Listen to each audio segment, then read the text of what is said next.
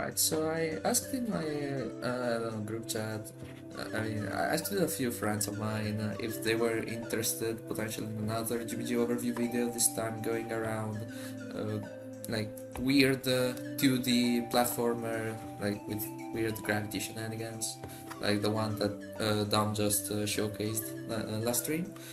And I mean, they said yeah. So this pretty much an empty template. All the things I have are these sprites because I didn't want to get the 3D model back. So it's not going to go over the last time I did this thing. However, if I recall correctly, I did already put out at that time a template that had everything already set up. So if you're interested in that and it's still up, the code is going to show up. Even if it's not still up, I'll probably put it up again. If I still have it, I hope so. But yeah, right here we're going to see just the bare bones logic and how it works. So let's first go over. First of all, we have a plain world that's going to be fine for our first tests. So let's start with our character, our simple character setup. We are going to need some moving objects and freeze light connectors. So bear that in mind. Keep that in mind. Okay.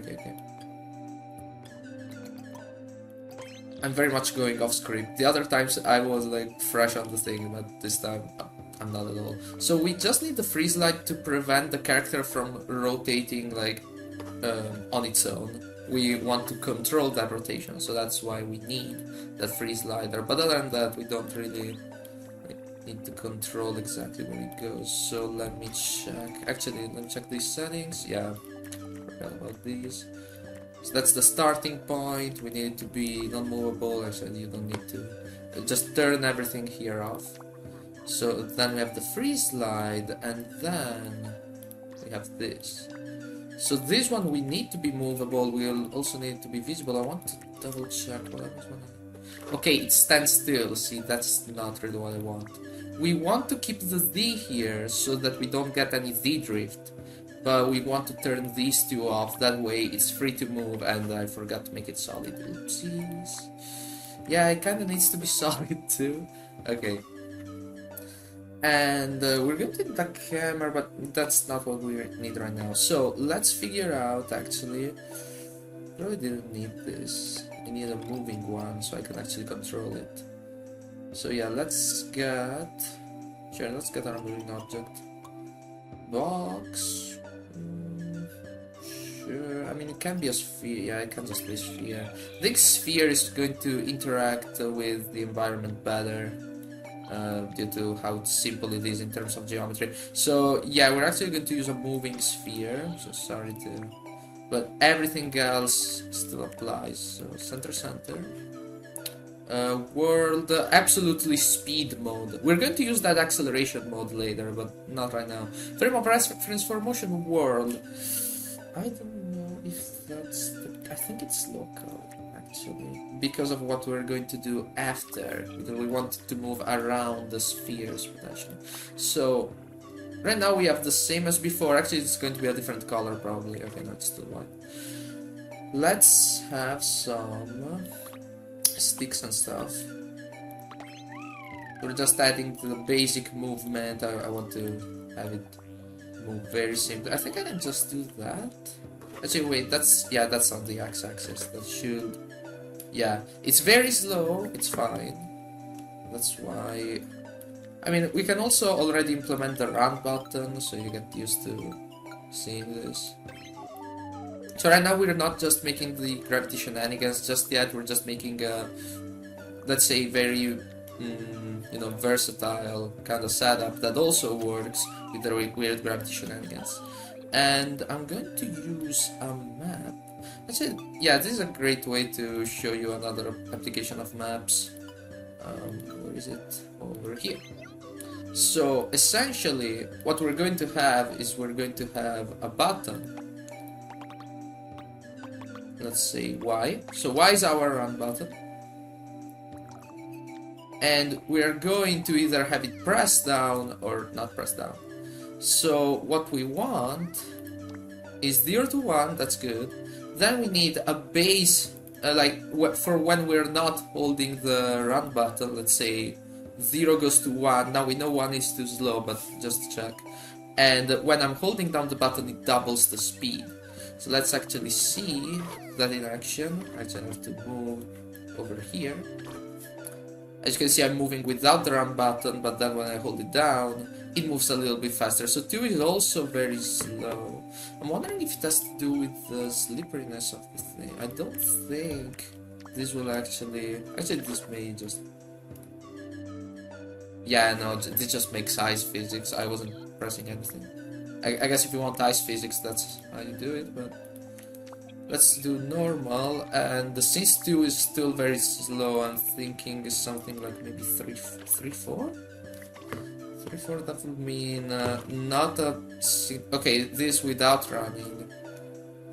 Yeah, it's barely noticeable. The change is barely noticeable. I'm thinking 3, 5 maybe.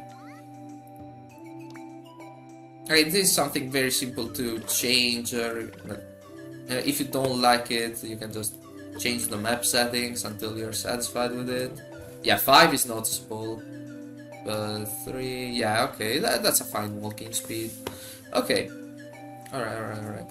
So we got our moving sphere, got everything. We need a jump button. Now, the problem is that unlike with the personal and stuff, we can't just have a button and wire it to the Y port, because that will just make me fly.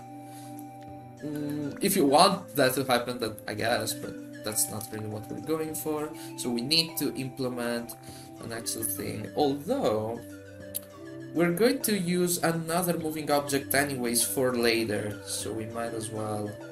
So we need a moving object, set to local, that's fine, set to acceleration. Now the reason we need acceleration usually just goes hella fast, but right here it's what we need because we want to simulate an acceleration of gravity. Because gravity is essentially a force, it's an acceleration, so having this will help. The first step, actually, we're going to essentially apply a constant here and temporarily get rid of it and apply a different force when we press the button. But in order to actually see it in action, we also need something else first. In order to apply our own gravity, we first need to remove the normal gravity. So in order to achieve zero gravity, all you need is wiring a 1 constant to the to the reduced gravity. I was worried I wasn't recording this whole time. Yeah, but okay. So right here now, yeah, see, it doesn't fall down. We also don't have a... Ooh, that's very slippery. It makes sense, there's no friction. Yeah, there's no... there's very little air friction. Okay. If we do the... Okay, let's figure this out. I'm going to play around with some constants and then shave it down. So this is more of a not really tutorial, just figuring this stuff out again. But if I connect it here, then we should be good to go. I heard it fall, which is a good thing. That means that the gravity is in fact working. Yeah, as you can see, we now have a setup that's very similar to... It kind of wobbles. Oh. I guess it makes sense. It has a... Yeah. Okay, and then we want the B button. So the B button will send...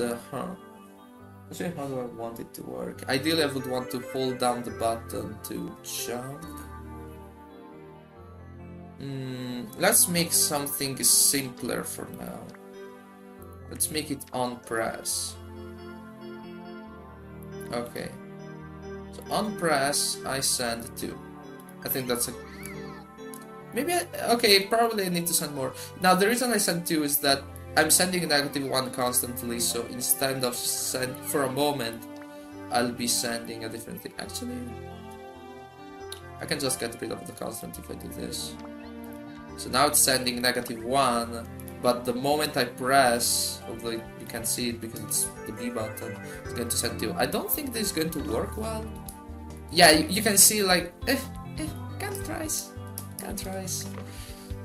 Now I don't think increasing this is the right idea. Just want to see. Oh no, okay, that's totally the right idea. Okay. So, yeah, this is a very simple setup. Okay, so I need to figure out a good jump strength. So right here, what this map represents, over here, the 6 will be the jump strength. So how high I jump. So that's very low. 36 was definitely very high, but 6 is very low. Let's try something like 20. Oh, yeah, that's alright, I think. Actually, let me check from over here. It's a very low jump still. It works, don't get me wrong, it's just a bit low. 30 was probably fine. Let's try 28. Okay, 28 is a lot. What's up? Oh, right. I can moon jump right now. That's another thing we're going to... I think what I need to do actually is increase the gravity. So right here, it's how strong the gravity is. That's probably very strong, but yeah. As you can see, I fall way faster now because I doubled the gravity. So I'm just playing around with these settings until I'm satisfied with it. I think 1.5 should be negative, of course. Should be the way to go. We got a strength of 1.5 for the gravity, and yeah, that's good. It bounces a lot. Oh, there was a way to... Oh! Maybe if I set... No, that's not that kind of... Yeah, no. Setting this to spring... Connection type springy... That helps with other cases. This is not the kind of thing that removes... Yeah, no, it doesn't remove the bouncer. Okay, okay, that's one start. Of course, we still have the issue of I can moon jump. I can just, yeah, press the B button a bunch of times and, okay, yeah, we definitely don't like that. We need to limit how much we can jump. So, we're going to use a touch sensor to detect whether we have ground right below us. And if we do, we can press the button to change some stuff. So, okay, we want to detect probably actually spheres right now is probably not the call for reasons. Let's just have world because right now this is what we care about. Visible and on the actually yeah no let's keep it visible for now so you can see what's going on. I also want cylinder so we can okay. So, go back, wire it to this guy, because this is the character.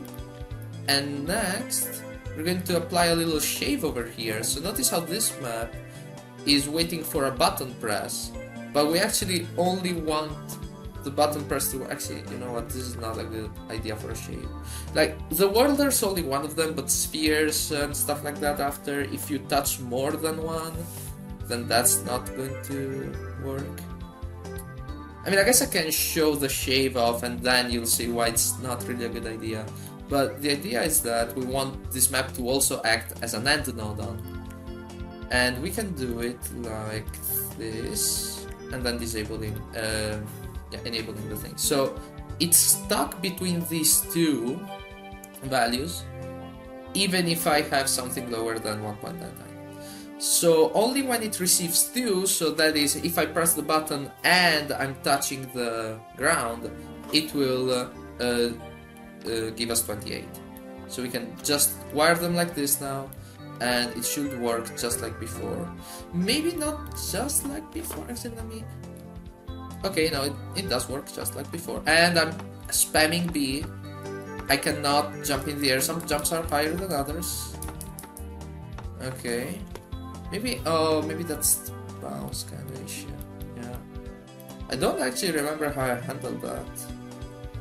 Maybe I didn't at all and it just bounces in the normal game. I wouldn't be surprised if I did that. Making these kind of custom characters isn't really like an easy task necessarily, but I think we are very close to our first... yeah, this is our first design. It only works with like normal 2D games, but it does the job. Now we want it to work on a custom surface. So the way that we're going to achieve that actually is by adding some hinge nodes. So we're going to need a hinge on the z-axis. Okay, want to rotate the object around the z-axis. Now, this is what we want. I'm trying to think. Yeah, this is what we want. But we can't connect them, connect these two together right away. So we need another sphere in the middle to kind of do the job for us. Okay. So let's set it to movable, and that's it. So this thing right here, right now, shouldn't do anything crazy. But it did. Now, the reason it did is that it's free to rotate right now.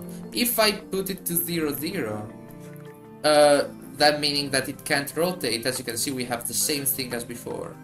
But you notice that it was doing some crazy stuff when it was rotating, and that's actually kind of what we want to see for the weird gravity shenanigans. I'm going to turn this off. We don't need it to be visible anymore. We know what it does. Okay. So the weird gravity shenanigans. The way that it works, it all relies on this moving object, more specifically the local type of thing. For instance, actually, I can show it off right here. If I change the angle to, like, I don't know, 30, you'll see as soon as I start falling down. Yeah, see that I'm moving to the right? Yes, see how I'm angled wrong? Like, for me now the gravity is shifted, okay? I'm not pointing exactly down, I'm pointing like on a diagonal. And that's the thing, by changing the angle of the character and having the movement set to locally down, I can change basically what down means for the character, okay? So right now I'm being pulled towards the, I don't know, the right edge of the screen, and also kinda down a little bit. If you want to see me, I don't know, fly up and never return, I can just flip the gravity by applying a 180 rotation. So right now, the local, basically, what's happening is that this moving sphere, right? It would be pointing down, but it's pointing down locally. It's pointing down starting from this side that I'm highlighting. So when I do 180, it's actually like this, and it's pointing up. So what you'll see right now, because I'm rotated 180, is that my guy just flies off the screen, and I actually can't do anything, because the jump is disabled until I hit the word, but the word is in the opposite direction. So that's basically the intro of what we're going to do. Of course, the hinge isn't just fixed. It's fixed if you want a normal, a 2D game with normal gravity like this. But we're actually going to change it depending on what planet we're on. Let's start with the basic planet. So let's see what we can do. Actually, I don't remember. I think since they are connected, even if I made this solid, it will just fall through. I think that's how solid objects that are connected to each other work. Yeah, that totally fell through. Also because the connection point. Want to change the connection point to y plus y minus? I don't think this is going to do anything. I also would need this to be solid and visible. Yeah, I know it just falls through. Okay, let's just get rid of those. Okay, and yeah. Okay, so let's start with a planet. Let's put it over here. Doesn't really matter where our character starts, as long as we're in a, we're in a correct gravity field. So let's have this increased, visible, solid, and you should have a huge sphere on the side. I'm still connected to the world in terms of gravity, but we're going to fix that very soon. So we're going to need some location sensors if we want this to be... okay, it depends on what kind of game you're making. If the game is linear and you jump from one planet to another and you never come back, then I guess you could use maps instead. But if you want to like be free and go from whichever planet you want, you're going to need some location sensors. or maybe still some maps, maybe, I don't know. I like the location sensor method, it's cleaner, it's easier to understand, and it's, most importantly, it's, how's it called? I'm going to get the word. Like it will always work. Okay, that's just it. So, I don't know if you're familiar. I mean, I guess if you've used GBG for a long time, you will be familiar with that. With how you'd make homing a kind of thing. Like you want this thing to move automatically towards its destination, and you would use location sensors. So that's the first part. Then you're going to use some like subtract nodons.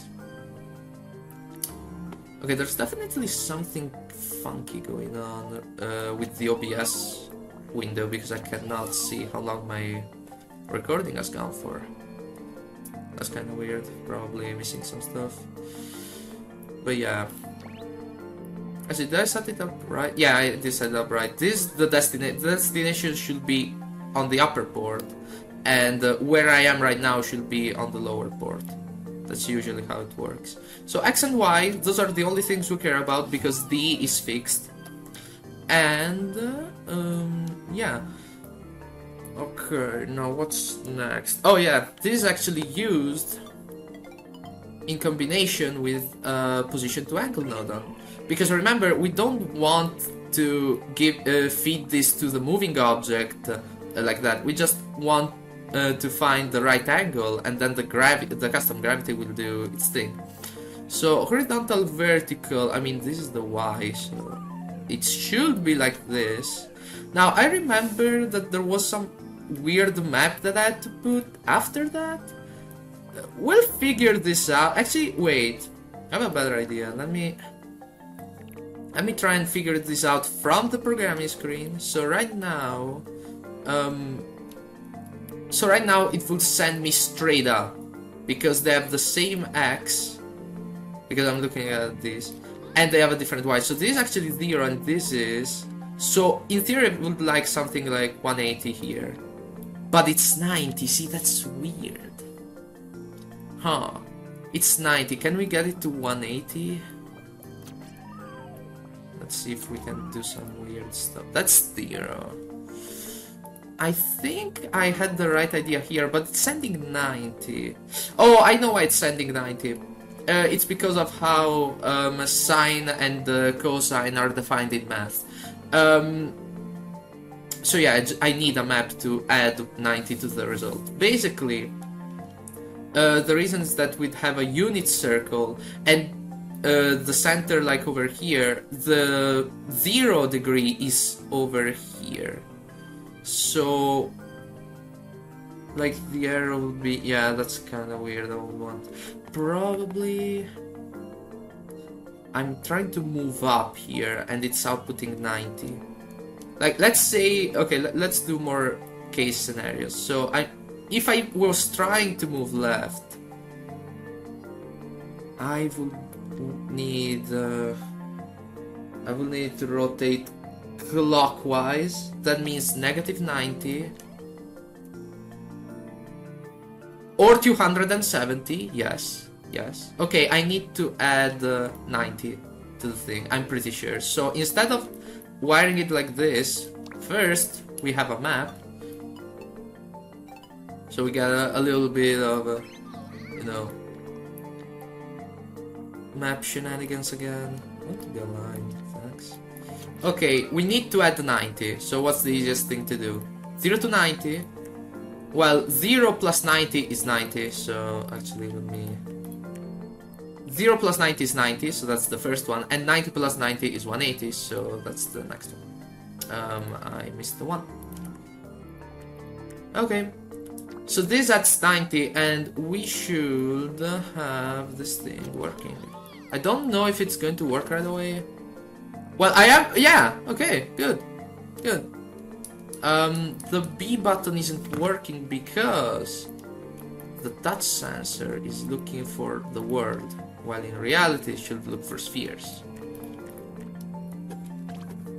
I should really put a camera at this point that I have the thing.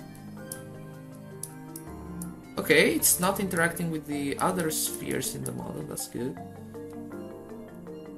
Yeah, and as you can see, I'm just rolling around the planet. Okay, that took way less than I thought. Huh. Yeah. Okay. Of course, these location sensors are visible because I forget that that's the default option. Honestly, that's most of the magic just done. This kind of setup. You can now see that it's working correctly. Let's just add a camera so we don't have to worry about that anymore. Let's just... So remember, this is the starting point, so right away I'm just falling towards the planet and then I'm on the planet. Okay. Actually, I just wired the camera, I didn't do anything weird, I'm just going around. And since it's local in terms of movement, well, the gravity is locally pointing down, but also the directions. What I'm doing right now is holding left continuously, and also I can use the run button. So I keep holding left. And since it's local, here controls are reversed. So if I hold left, I go right, and if I go right, if I hold right, I go left. But as you can see, when it's upright, it makes sense. So yeah, this is all. I really don't know how I removed that. I don't feel like I was bouncing that much with the original setup, actually. I probably was, honestly. Huh. Maybe if you make the gravity strong... I mean, in theory, if you make the gravity stronger, then I guess. But, like, stronger than... Let's... I don't know. I'll go with my gut. Let's say 3. But now that that's twice as strong, maybe 28 should be twice? I mean, logically speaking, it kinda makes sense. Okay, gravity is definitely way stronger now, and the jump is very strong too. But yeah, it actually bounces more. Actually, yeah, no, that makes a lot of sense.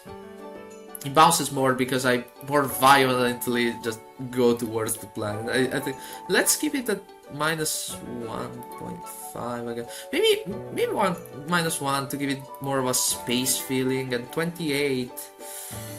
If you kinda want to check the same thing, what's 28? Can I do 3/2 of 28? Actually, yeah, I can. No, wait. No, that's... No, 2/3 of 28, I can. Or 24, 8, 16, around 16. Will be a little bit more. Let's just do 16. Let's see what happens. Okay, 16 is way too low. But yeah, I'm bouncing a little less. Huh. Let's do 22. Just, I don't know.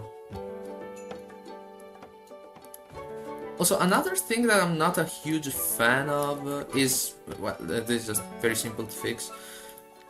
The camera, let's just put this at the max so it actually follows me. Nice. Now that's great. So I guess all that's left would be, well, not really just applying the animations and stuff to the character. That's I guess that's will be an extra to this. One more important thing is probably to actually make the game screen a little bit larger so I can actually see more of what's going on. Yeah, that's more like it. And making the gimmick where I jump from planet to planet. I'm not gonna do the pool stars simply because the pool stars is just another iteration of changing the gravity point. But so here's the deal. Right now the gravity destination is this. So intuitively, if we change what's dealt to the upper port of these two, we are going to change where our character's gravity is pointing towards. So let's say, for instance, we have another sphere. It's a little bit... It's like here on the side, you need to jump to it, and that's fine.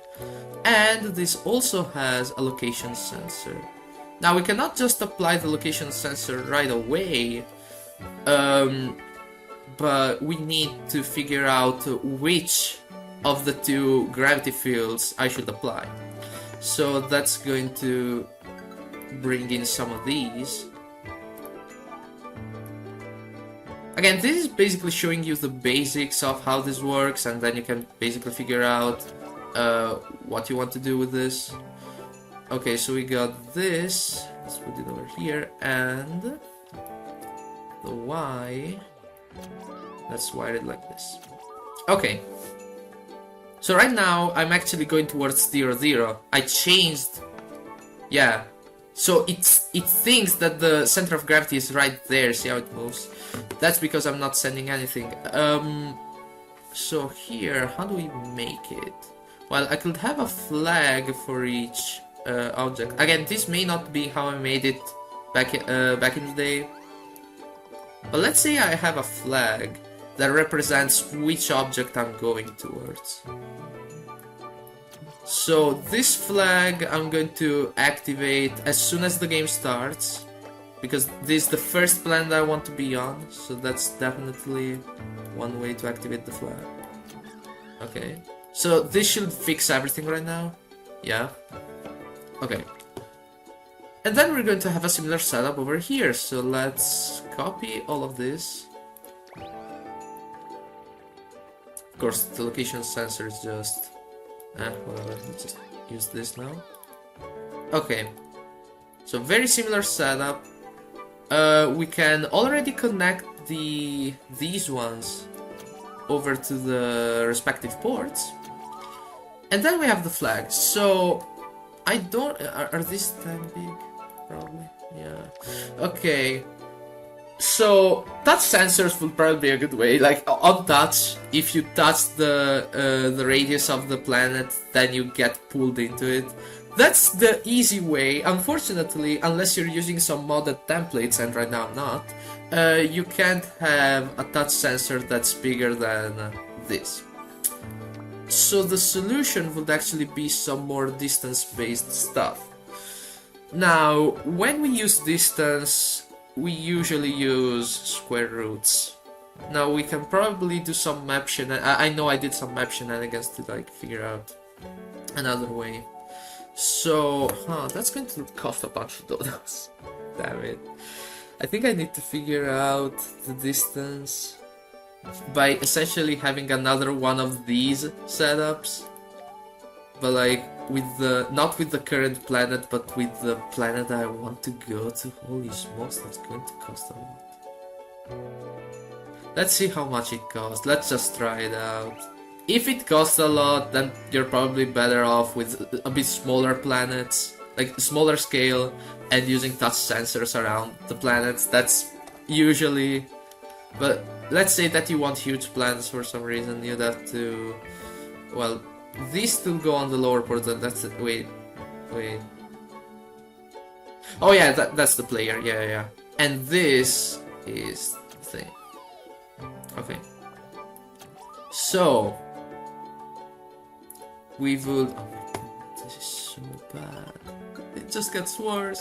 Okay, so that's finding the distance on the x and y axis. In order to get the actual distance, we need to do some Pythagorean type stuff. So we want the square of both of these to get the actual distance. In order to get the actual distance again, we'd also need a square root and then check how close we are. However, we can skip that thing because the square root will... after the square root, we will have a comparison that says if you're close enough, if the distance is small enough, I'm going to pull you instead, and then activate the flag. However, since it's a comparison, we can just check the square of the distance and still do the comparison. So let's say that we, I'm going to show how it would work with the square root, and then show you why it still works without the square root, in this case. So you add them up, you get the actual distance, and let's say, since the distance from the center when you're on it is 5, you want to jump to it. Something like 8, probably. So let's say then we use the map to do the comparison shave. So we take the distance, we say if it's 8 or smaller than 8, so we can do 7.99 to represent smaller, disable and inverse. So if I'm further away than 8, I don't want to switch to that gravity field.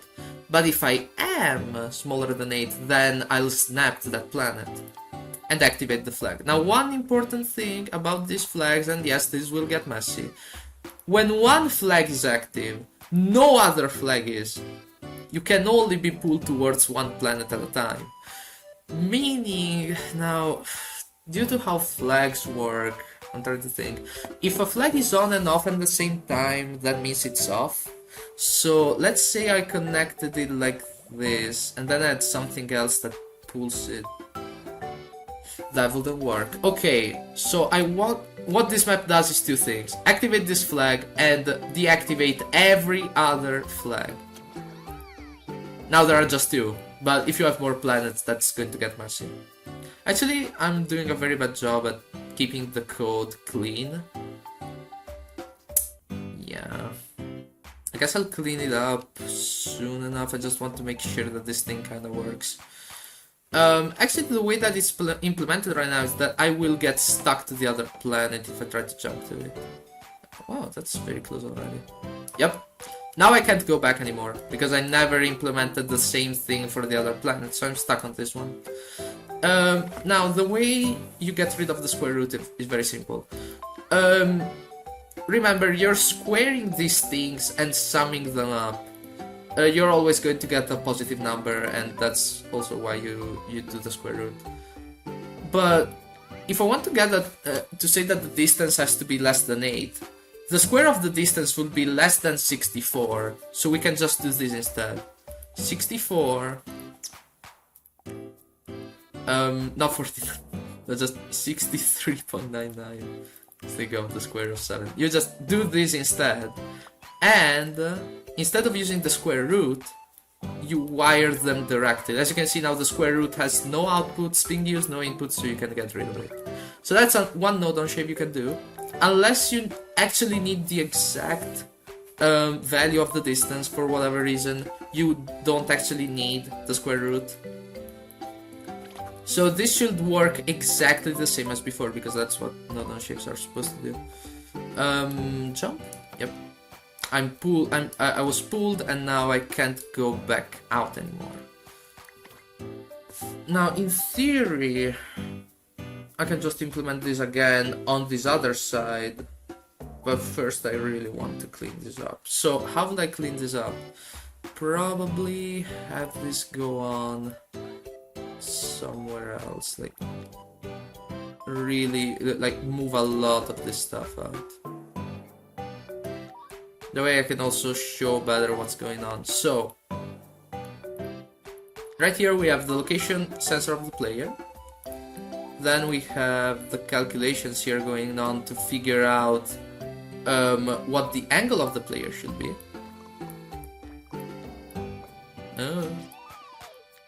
Okay, and then position to angle, and then the map. And of course, all of this is going... yeah, it's going towards the hinge over here. Okay, then we got the planets. Planet logic. I think we should have every planet like in some sort of array. Oh, right. And let's just figure this out one little by little. So let's shift everything over here. I would have the planet over here to keep some consistency. And we can move this, be aligned. There we go. Okay, then we got the flag, then we got the map. I guess this can stay over there. We can move the flag over here. Okay. Nice. And finally, yes, there's a map for the second planet. So this map turns off every other planet and turns on the planet it's interested in. And of course the map activates looking at how far, how close you are to the planet. We can move everything over here. Yeah, this is going to look a bit bad still. Yeah, it's organized a little better than before, but that's not saying much, honestly. And that's why probably my older template is still very hard to read. Okay, so actually what am I missing from yesterday? Apart from animating the character, which at this point I might not even do. I just want to get the idea straight. I think the only thing that'd be missing, and that's actually scaring me because I don't remember how I did it, is how about a planet that's actually cube-shaped? Maybe I use that digitized. Like, that sounds like the smarter way to handle it. Like, the least node on using kind of way to handle it, but still, it's not as easy. Because right here, it's like, this is the setup for standard, you know, spherical shaped planet, right?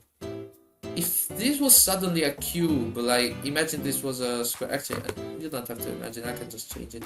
Like, you'll see that the gravity as it's set up right now, it's not going to work well. Like, it works, it pulls me towards the cube, but you see how I'm tilting right there. I shouldn't be tilting. And okay, I made it. You see what I mean? Oh yeah, right. And the jump button doesn't work because it's looking for spheres, and there aren't spheres anymore. Okay, so how would I make a square one? I could just check the old code, or I could figure it out again. I kind of wanna figure it out again. So let's see. If I had a digital, I could like.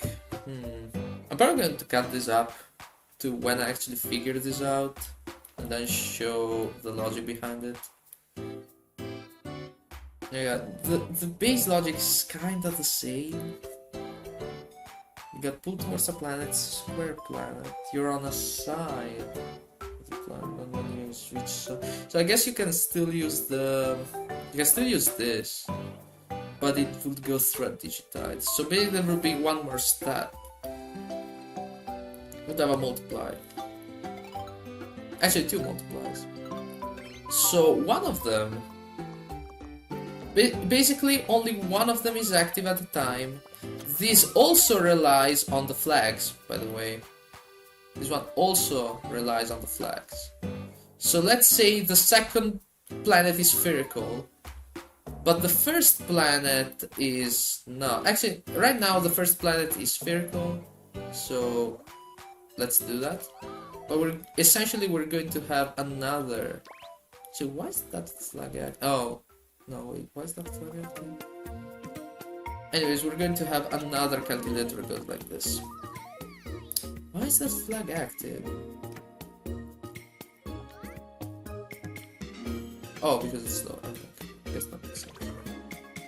There we go. And okay, so they're both being treated as spherical. However, if actually this is probably not the case. Well, yeah, I want that, but I don't want this on its own. Oh, this is going to be probably cost 3 nodons. I can see it kinda work in 3 nodons. Kinda. Does it actually work? Okay, so we have the thing going on. So the 3 nodons I'm thinking of is a map, a digitized, and then another map. Do I know how the digitized works, man? So digitized 2 approximates to this to the next integer. What I need here is the mid step. So I'd have right now I have 0, 1. If I have that, what I want is 0, something else, and then 1. Something else that would be 0.33, 0.66, 1. I think that's just the digitized 4. Makes sense. I need 4 things. Next, this is an angle that goes. We saw between. Okay, it doesn't explicit. The output is an angle between -180 and 180. I mean, I'll take its word for it. Map. So the input range is minus 180 to 180. Alright, yeah, it is minus 180 to 180. So let's put it down to 180.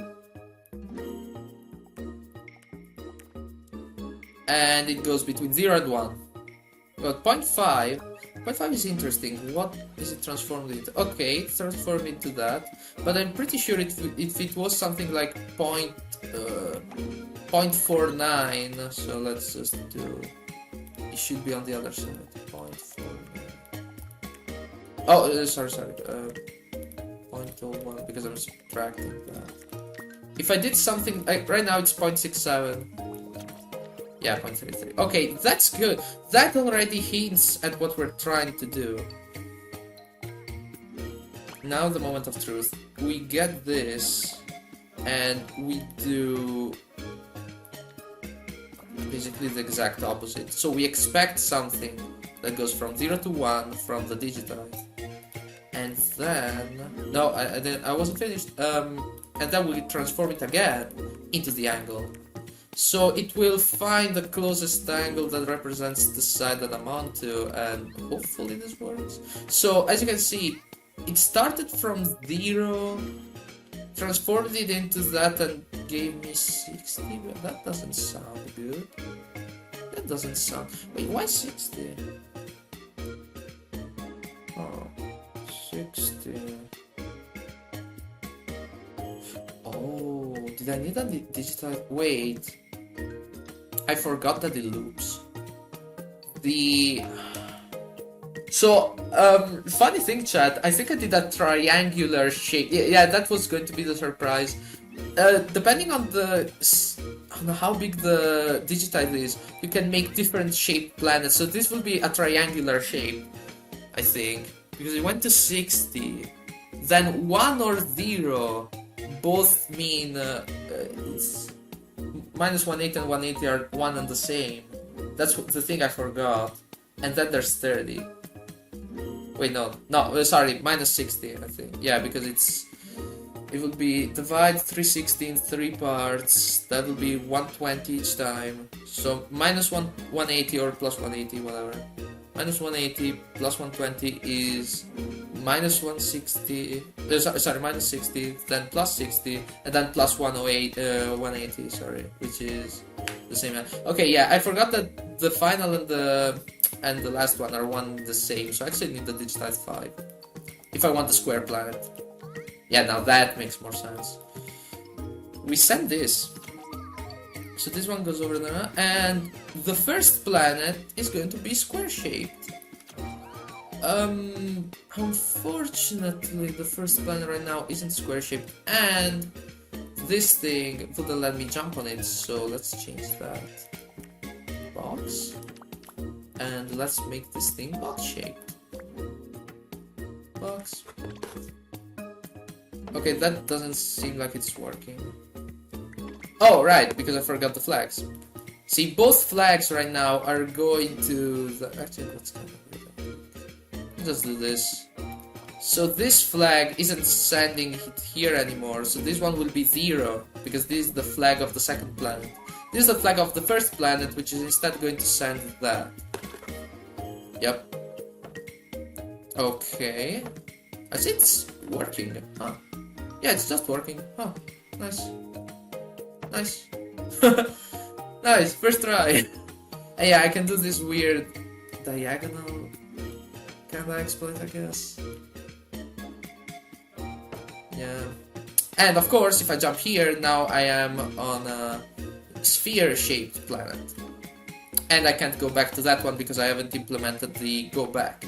But now you can see how you can make different shaped planets. The sphere ones are definitely the easiest to handle. Then you got the square and also other shapes as long as you change the digitized setting. So if you want 8 sides or whatever, 8 sides will be digitized 9 because it's 8 plus 1. This will be 4 sides, which was 4 plus 1, which is digitized 5. Yeah. And I guess that also means that in theory you could get a planet with just 2 sides.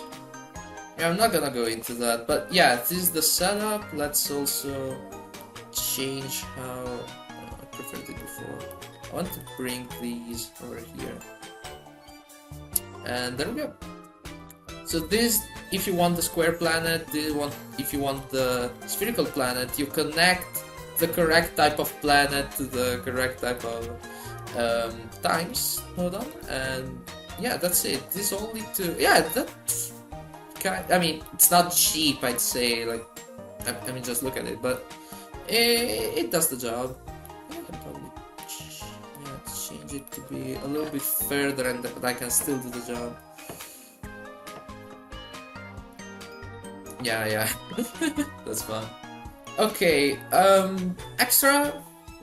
Up for some extra? I don't know. Can I implement the textures? Yay!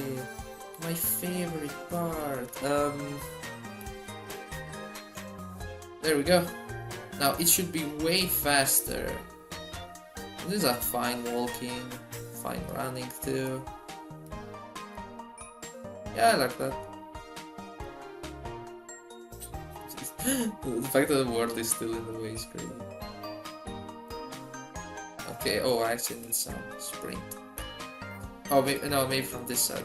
Yep, there we go. Nice. Okay, not the best animations, but I'm not known for good animations, I guess. Hey, it works. Hey. I guess the animated character is cheaper than a 3D model, if I had to guess. Yeah, probably. Those probably looks nicer. Like, you can have, like, instead of using a sphere here, you could use a cylinder rotated and have it look way better to make a fully 2D looking thing. I kind of went for a mix of 2D mechanics and 3D look in my older games, but like, you can just make it completely 2D looking, and it's probably it look great in that scenario. But yeah, this is it. So yeah, if you've made it this far, thank you for watching. Again, I'm not going to put up this code. Like, I showed you step by step how it works and everything. Also, there should probably still be a template, like, out in my, I think it was my, yeah, it's my Thunderthrill account. I'm pretty sure it has a template for this kind of thing. So yeah, anyways, thank you again for watching, and I hope you found this useful. So yeah, see ya.